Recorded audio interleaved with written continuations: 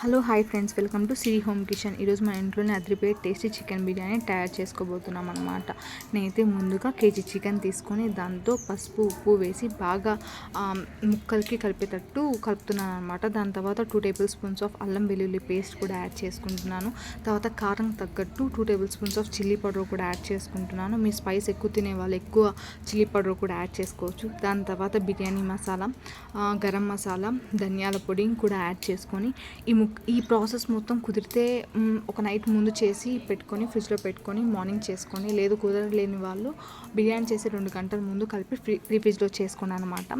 ఇలా ఈ మసాలా మొత్తం ముక్కలు బాగా పట్టేలా చేసుకున్న తర్వాత దీంట్లో మనము పెరుగు యాడ్ చేసుకోబోతున్నాం అనమాట. నేనైతే ఒక స్మాల్ టీ కప్ నిండా పెరుగు తీసుకొని యాడ్ చేసుకుంటున్నాను. దాని తర్వాత ఈ స్పైసెస్ అన్నీ ముక్కలకి బాగా పట్టేలా మొత్తం చికెన్తో బాగా మిక్స్ చేయండి. ఈ ప్రాసెస్ బాగా చేయడం వల్ల ముక్కలని చాలా జ్యూసీగా టెండర్గా అవుతాయి అన్నమాట. దాని తర్వాత నేనైతే ఒక లెమన్ మొత్తం స్వీట్ చేసుకుంటున్నాను. ఫ్లేవర్ చాలా బాగుంటుంది. ఇలా ఒక లెమన్ మొత్తం స్వీట్ చేసుకున్న తర్వాత దీంతో బిర్యానీలో మెయిన్ ఇంపార్టెంట్ థింగ్ చాలా టేస్ట్ వచ్చేది ఫ్రైడ్ ఆనియన్స్ అనమాట. నేనైతే ఫ్రైడ్ ఆనియన్స్ కూడా దీంతో వేస్తున్నాను. ఇలా ఫ్రైడ్ ఆనియన్స్ చాలా టేస్ట్ వస్తాయండి బిర్యానీలో.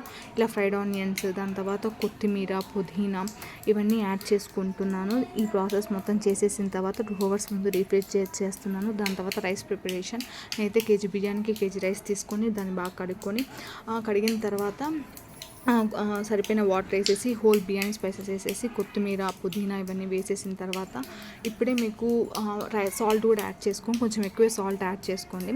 ఇప్పుడు ఇదంతా అయిన తర్వాత ఈ రైస్ని మొత్తం 90% ఉడకనివ్వాలన్నమాట. పూర్తిగా ఉడకనేయకూడదు. నేనైతే 90% ఉడకనిస్తున్నాను దీన్ని.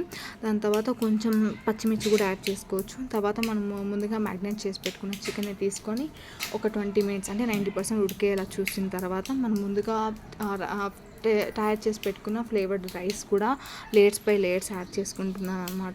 మీరు కలర్స్ కూడా యాడ్ చేసుకోవచ్చు. కలర్స్ ప్యూర్లీ ఆప్షనల్ అనమాట. మీకు ఇష్టం లేకపోతే కలర్స్ కూడా యాడ్ చేయొద్దు. సో రైస్ అంతా వేసిన తర్వాత దీని మీద ఫ్రైడ్ ఆనియన్స్, కొత్తిమీర, పుదీనా ఇవన్నీ యాడ్ చేసుకుంటున్నాను. కలర్స్ వేసే వాళ్ళు ఈ టైంలో కలర్స్ వేయచ్చు అనమాట. ఒక 2 టేబుల్ స్పూన్స్ ఆఫ్ గీ కూడా యాడ్ చేసుకొని చాలా బాగుంటుంది flavour. Thanks for watching. Subscribe for more videos.